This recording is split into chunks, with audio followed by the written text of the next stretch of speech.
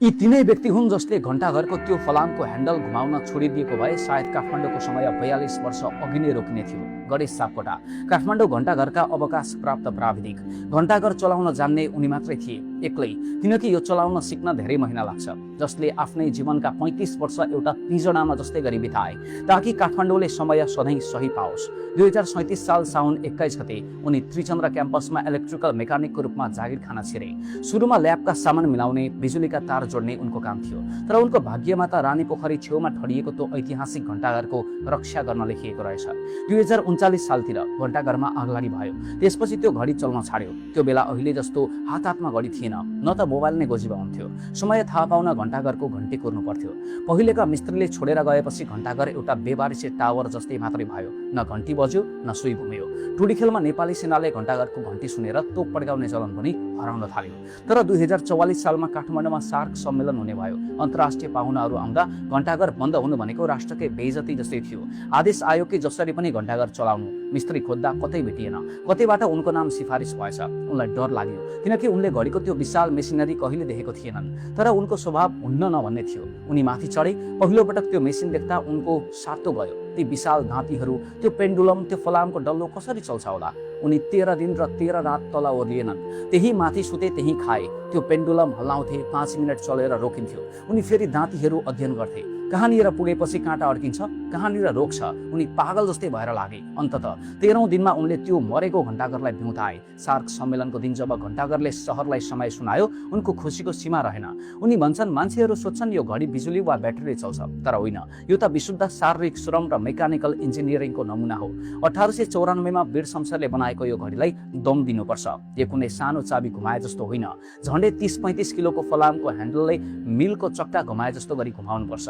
एकपटक दम दिएपछि फलामको त्यो गरुङ्गो चक्का 84 फिट माथि पुग्छ र बिस्तारै तल झर्दै जाँदा घडीको सुई घुमाउँछ। 1 घण्टा हान्न 9 वटा चक्का र क्वार्टर हान्न 13 वटा चक्का छन्। ती सबैलाई माथि चढाउन उनी र उनका साथीहरूले हप्ताको 2 पटक शरीरको सारा ताकत लगाउनु पर्थ्यो। उनको जीवन घण्टाघरको सुईसँगै घुम्यो। उनी 35 वर्षसम्म चिसा पोखरीको एउटा छत तल्ले घरको डेरामा बसे। किनकि त्यहाँको छतबाट घण्टाघर प्रष्ट देखिन्थ्यो र घडीको आवाज सुनिन्थ्यो। रातको 12 बजे होस् वा बिहानको 3 बजे, यदि घन्टी बजेन भने उनी सुत्न सक्दैनथे। हत्तनपत्त छतमा जान्थे र घण्टाघरतिर हेर्थे। उनको जीवन एउटा पिंजडामा थुनिए जस्तै थियो। उनी महिनौसम्म घर जान पाउँदैन थिए। कुन बेला घडी बिग्रिन्छ र सहरको समय रोकिन्छ भन्ने चिन्ताले उनलाई सधैँ घण्टाघरको पहरेदार बनाइराख्यो।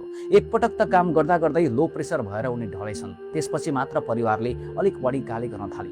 उनी 42 वर्ष जागिर खाँदा जम्मा 2 पटक मात्रै लामो बिदा बसे। आमा र बुवा बित्ता। बुवा बितेको बेला 13 दिन उनी क्रिया बस्दा घण्टाघर पनि मौन बस्यो, मानौ उसलाई पनि शोक परेको होस्। त्रिचन्द्र क्याम्पसले यो देशलाई के दिएन? मन्त्री, प्रधानमन्त्री, न्यायाधीश गगन थापादेखि शेरबहादुर देउवासम्म यहीँ पढे। तर ती ठुला मान्छेहरू क्याम्पस छिर्दा कहिले उनीहरूको आँखा त्यो टावरमा पुगेन। कसैले सोधेनन् यो घडी कसले चलाइरहेको छ, यसका पाठ पूर्जाहरू कस्तो अवस्थामा छन्।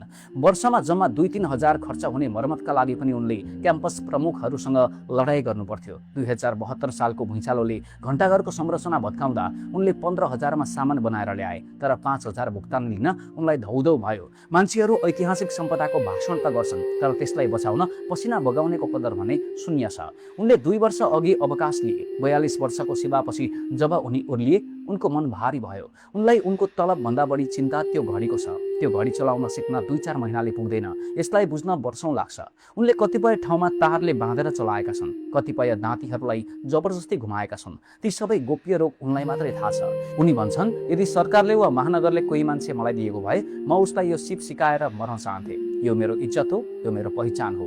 उनी आज 66 वर्षका भए। अब उनलाई 80-90 फिट माथि तल गर्न शरीरले दिँदैन। तर पनि यदि कसैले यो ऐतिहासिक सम्पदा जोगाउने जिम्मा लियो भने उनी अझै पनि भुइँमा बसेर सिकाउन तयार छु भन्छन्।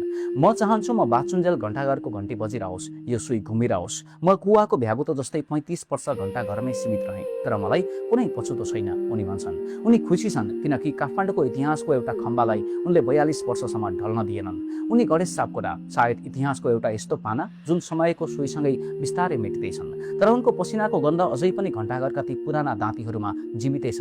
घण्टाघर केवल एउटा घडी मात्र होइन, यो हाम्रो सभ्यताको साक्षी हो। यसलाई बिजुलीको घडीले विस्थापन गर्नु भनेको हाम्रो इतिहासलाई मार्नु हो। तर समयसँगै समाज पनि चल्छ। तर त्यसो भन्दैमा नयाँ घडी आए भन्दैमा यो घण्टाघरलाई हामीले बिर्सिनु हुँदैन। काठमाडौँको समय कहिल्यै नरोकियोस्। हवस् त, यस्तै खोजमूलक स्टोरीका लागि ट्रिबल्स टिभी हेर्दै गर्नुहोला। नमस्ते।